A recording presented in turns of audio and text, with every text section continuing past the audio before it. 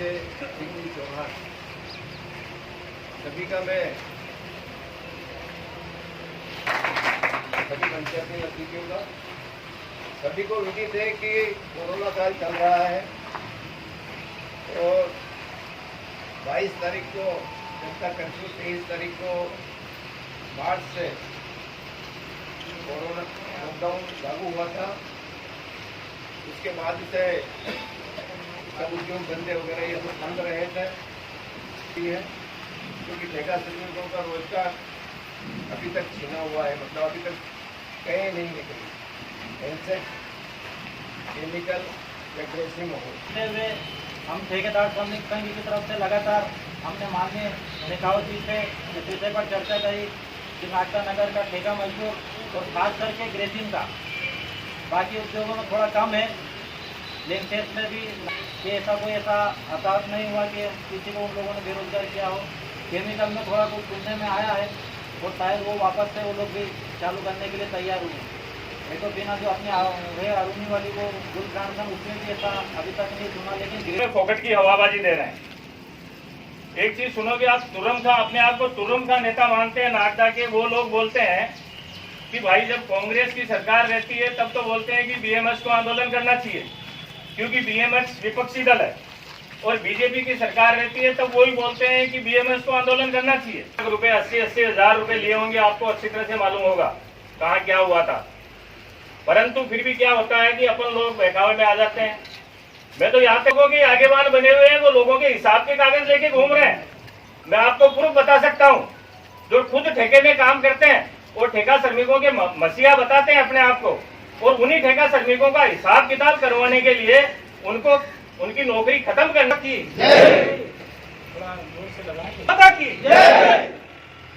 आज की इस सभा में हम सबके आदरणीय सम्माननीय भारतीय मजदूर संघ के वरिष्ठ नेता माननीय श्री सुल्तान सिंह जी शेखावत साहब, भारतीय मजदूर संघ केमिकल के नेता भाई दशरथ सिंह जी, कमर सत्यनारायण जी शर्मा जी, कि अभी आपने सुना है हमारे पूर्व वक्ताओं ने कहा है कि नागदा के अंदर जब जब भी आंदोलन हुआ है, जब जब भी मजदूरों की लड़ाई हुई है, उसमें हमेशा भारतीय मजदूर संघ आगे रहा है। तो चाहे ग्रेसिंग की लड़ाई हो, केमिकल की हो, या लेडसेक्स की हो, या नगर पालिका की हो, या आंगनवाड़ी की महिलाओं की हो, जहाँ की भी लड़ाई रही हो, आदरणीय शेखावत जी ने हमेशा मार्गदर्शन दिया। वेतन से अपने यहाँ 100 रुपये से 150 रुपये तक ज़्यादा मिल रहे हैं।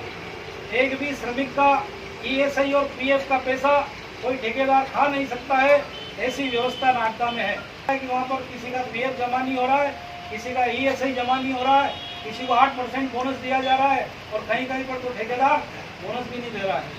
तो इन सब चीज़ों को लड़ने के लिए पिछले लगातार 20-25 साल से भारतीय मजदूर संघ के नेतृत्व में लड़ाई लड़ी गई। काल ऐसा आया है जो केवल भारत में ही नहीं पूरे विश्व के अंदर है, और पूरे विश्व की अर्थव्यवस्था, पूरे विश्व के उद्योग धंधे, व्यापार व्यवसाय, सभी जनजीवन को अस्त व्यस्त कर दिया। यथावत चालू रहे, जैसा कि अभी हमारे भाई ने कहा कि वहाँ पर केमिकल में कुछ रिटर्न करके एडजस्टमेंट किया जा रहा है। हमने भी मैनेजमेंट को कई बार बताया कि हमारे यहाँ भी रिटर्न करके जैसे तैसे सबको एडजस्टमेंट किया जाए, लेकिन इन्होंने अपना माल नहीं बिकने के बाद करके और उसको कई बार टाला।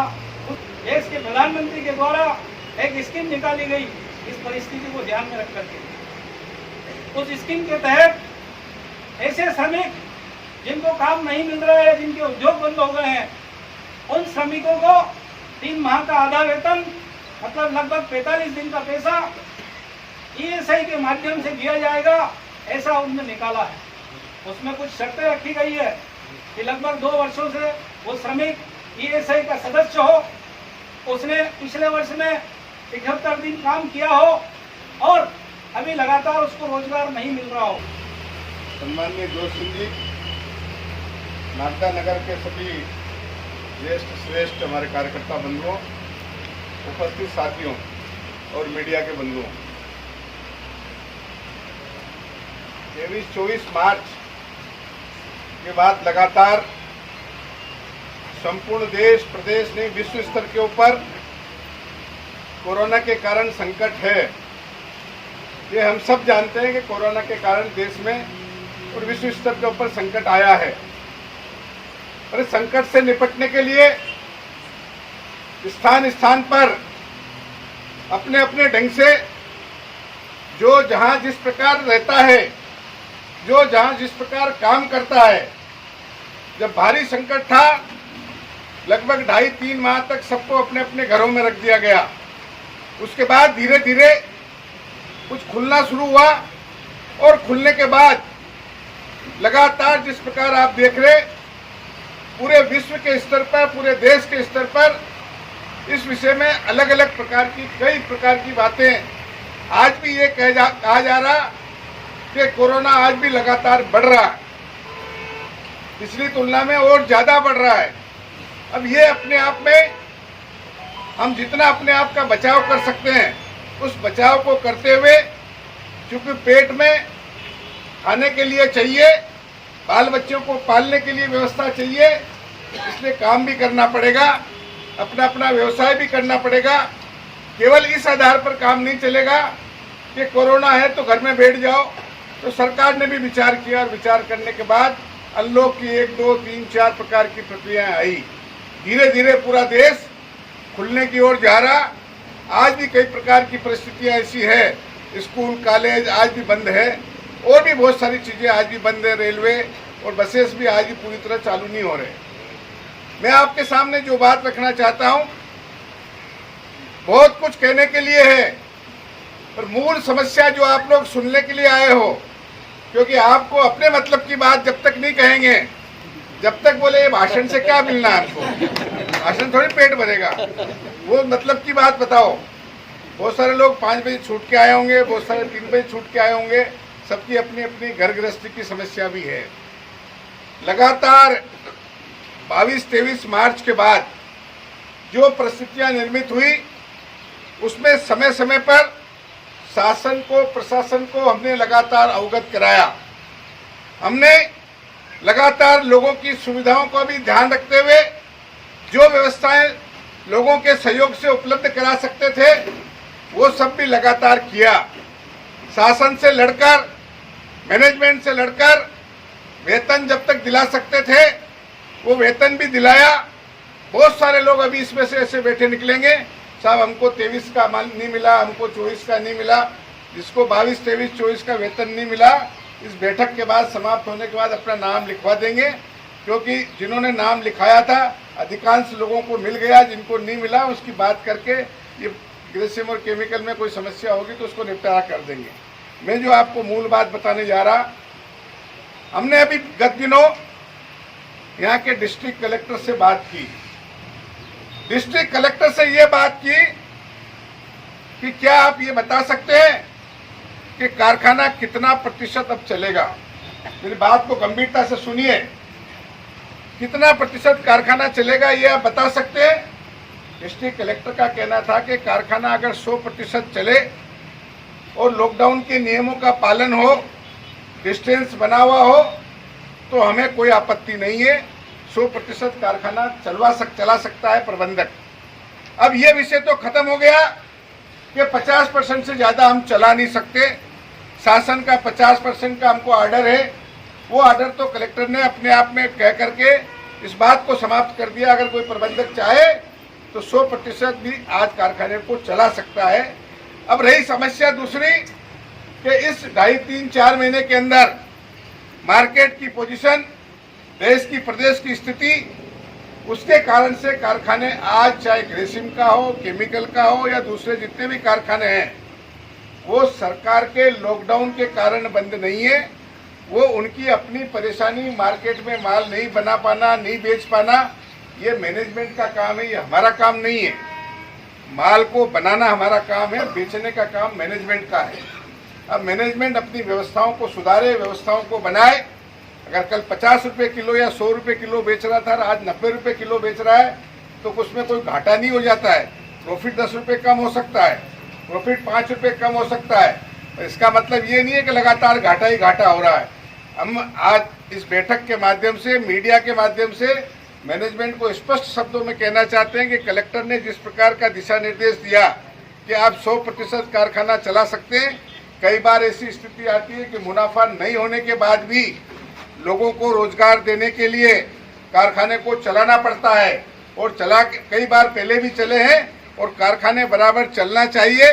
जो हमारा लॉकडाउन का सिस्टम है उस डिस्टेंस को पालन करते हुए कारखाने को चलाना चाहिए, और चला करके अगर माल मार्केट में नहीं बिक रहा तो महीने 2 महीने का माल स्टॉक कर सकते हैं। बिरला जी में या इन कारखानों के मालिकों में इतनी कमजोरी नहीं है कि महीने 2 महीने का माल भी स्टॉक नहीं कर सकते। अभी 1-1.5 महीने पहले आपने हिंदुस्तान के एक बड़े उद्योगपति टाटा का बयान पढ़ा होगा, नहीं पढ़ा होगा तो जरा गूगल को खोल के देखना, जो चलाते हैं। टाटा जैसे उद्योगपति ने, रतन टाटा, नोवेल टाटा ने ये कहा कि हिंदुस्तान के उद्योगपतियों को ऐसा क्या हो गया कि 2-4-6 महीने के लिए मजदूरों को इस प्रकार की व्यवस्था कर रहे हैं, सीधा रोड पे खदेड़ रहे हैं। आधा पेमेंट 60%, 70% उनको भुगतान कर सकते हैं। इन्हीं मजदूरों से कल वापस काम लिया जाएगा। महीने 2 महीने 4 महीने 6 महीने बाद देश की स्थिति वापस सामान्य होगी। हमेशा के लिए कोई कारखाने बंद नहीं हो रहे। ऐसा हिंदुस्तान के सबसे बड़े उद्योगपति ने इस बात को कही तो हिंदुस्तान के सारे उद्योगपतियों में खलबली मच गई, और खलबली मचने के बाद सबने लगातार एक दूसरे को किसी न किसी रूप में थोड़ा बहुत चलाओ, थोड़ा बहुत ये करो वो करो, ये सब परिस्थितियां पैदा करने की कोशिश की। मैं आपके माध्यम से ये कहना चाहता हूं कि जिस प्रकार की परिस्थिति है, हम बिरला मैनेजमेंट से स्पष्ट शब्दों में कहना चाहते हैं कि कारखाने को 100% पूरा चलाए, कारखाने को चलाकर सारे मजदूरों को यथावत काम दे, और अगर आपके पास माल का स्टॉक होता है तो महीने 2 महीना aggressive management, chemical management stock कर सकता है। इतनी उसकी क्षमता है। इतना गरीब नहीं हो गया कि इसकी क्षमता खत्म हो गई। ये स्पष्ट शब्दों में कलेक्टर ने भी ये कहा कि आपको पूरा चलाना चाहिए। अब ऐसी परिस्थितियां, कलेक्टर से नंबर 1 बात तो हुई चलाने के संबंध में, नंबर 2 बात हुई कि हमने ये कहा कि भाई जो मजदूर लगातार इस प्रकार की परिस्थितियों से जूझ रहे हैं 4-6 महीने से, इन सारे मजदूरों को राशन की व्यवस्था भी करना चाहिए। उन्होंने फूड कंट्रोलर से कहा है कि जिनके पास कूपन नहीं है, या जिन्होंने आज तक कभी राशन नहीं लिया, या जिनके पास कूपन है और पर्ची नहीं है, ऐसे सारे लोगों को राशन देने की व्यवस्था करेंगे। ये मंगलवार या बुधवार तक ये सारी व्यवस्था हो जाएगी। उन सारे लोगों को निःशुल्क राशन मिलेगा, सशुल्क नहीं, निःशुल्क राशन मिलेगा। अब कितना देंगे ये कलेक्टर भी डिसाइड करेगा, उनको राशन भी मिलेगा। इस प्रकार की चर्चा हुई है। मैनेजमेंट ने अपने जो भी तर्क है वो दिए, उसको सुनाने से कोई मतलब नहीं है।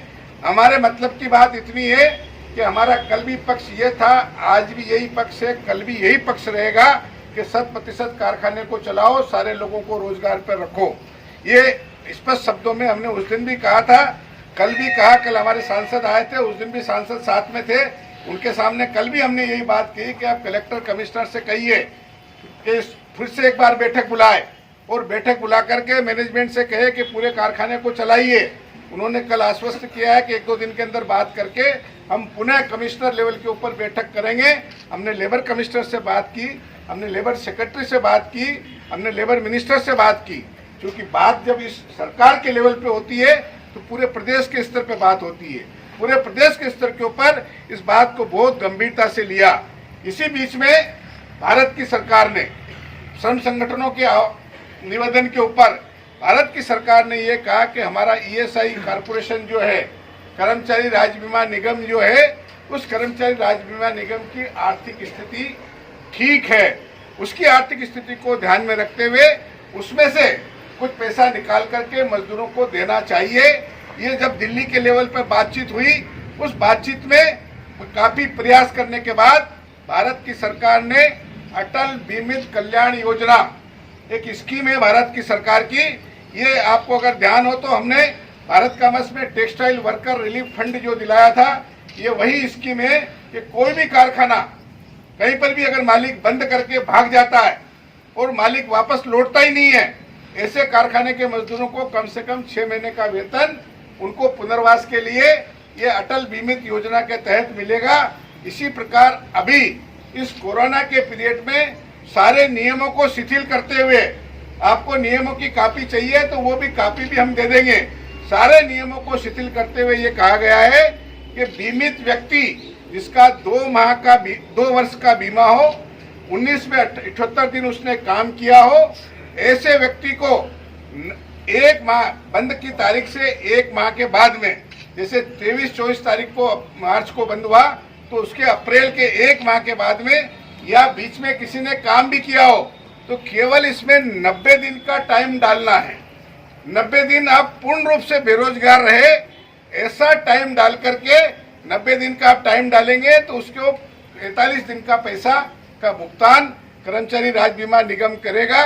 और कर्मचारी राज्य बीमा निगम जो भुगतान करेगा वो भुगतान बहुत स्पष्ट है। हम कोई अलग अलग लोगों की यहाँ दुकानदारी नहीं करना चाहते और हमको कोई ऐसा शौक भी नहीं है कि हम फार्म भरे या वो फार्म भरे।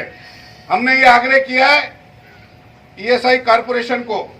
ईएसआई कॉरपोरेशन ने सारे मध्य प्रदेश ही नहीं, सारे हिंदुस्तान के प्रबंधक और जो ठेकेदार जिनके पास ईएसआई पीएफ का कोड है उनको लिखा है और उनसे ये कहा है कि ये फॉर्म भरने की जिम्मेदारी आपकी है, ये आवेदन भरने की जिम्मेदारी आपकी है, क्योंकि आपके पास ईएसआई कोड है, आपका अपना वर्कर है, उसको पहचानने का, आइडेंटिफिकेशन करने का काम आपका स्वयं का है। उसको आइडेंटिफिकेशन करने के लिए किसी सक्षम अधिकारी के पास अलग से भेजने की आवश्यकता नहीं है।